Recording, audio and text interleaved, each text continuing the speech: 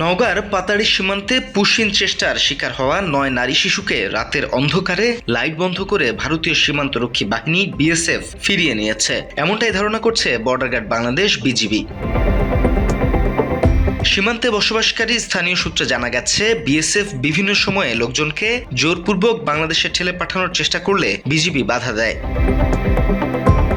বৃহস্পতিবার সকালে নওগাঁ ১৬ বিজিবির অধিনায়ক লেফটেন্যান্ট কর্নেল মোহাম্মদ আরিফুল ইসলাম মাসুম এক প্রেস বিজ্ঞপ্তিতে বিষয়টি নিশ্চিত করেন। এতে বলা হয়, বুধবার সারাদিন সীমান্তের শূন্য লাইন থেকে প্রায় ১০০ গজ ভারতের অভ্যন্তরে অবস্থান করছিল ৯ জন। বর্তমানে সীমান্তের ওই এলাকায় কোনো অবস্থান বা চলাচল দেখা যাচ্ছে না। ধারণা করা হচ্ছে, রাতের কোনো এক সময়ে লাইট বন্ধ করে বিএসএফ ৯ জনকে ভারতে নিয়ে গেছে।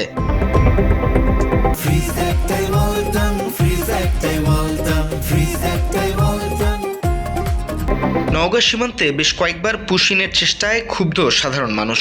অবৈধভাবে পুশিন বন্ধ করতে আহ্বান জানায় তারা। খালি তার কাটা পার করে দিলে বাংলাদেশের লোক হয়ে গেল না। একদিন থাকলে তো সে ভারতের আদিবাসী নয়, তারা ভারতের।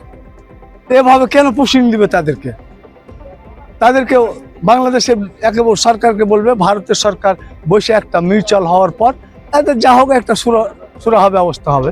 তা না করে উশৃঙ্খলার মাধ্যমে এটা তো বাবা বরদাস্ত করা যাচ্ছে না। পুশিং পার করছে, লোক পার করছে, সেই জন্য ভাই এটা তো মনে করেন সরকারে এগুলো পার করতে পারে। আমাদের বর্ডারে কোনো ঝামেলাই নেই। এই ঝামেলাগুলো মানে অবৈধভাবে সব করছে, মানে ঝামেলা করার জন্য। এই ঘটনায় নওগাঁর সীমান্ত এলাকায় সতর্কতা বাড়িয়েছে বিজিবি। জেলার প্রতিটি সীমান্ত চৌকি বিওপিতে টহল ও নজরদারি জোরদার করা হয়েছে। এ বিষয়ে Rajshahi sector commander colonel Syed Kamal Hossain বলেন, বিজিবি সীমান্তে সতর্ক অবস্থানে রয়েছে, প্রতিটি সদস্য সীমানায় নজর রাখছে।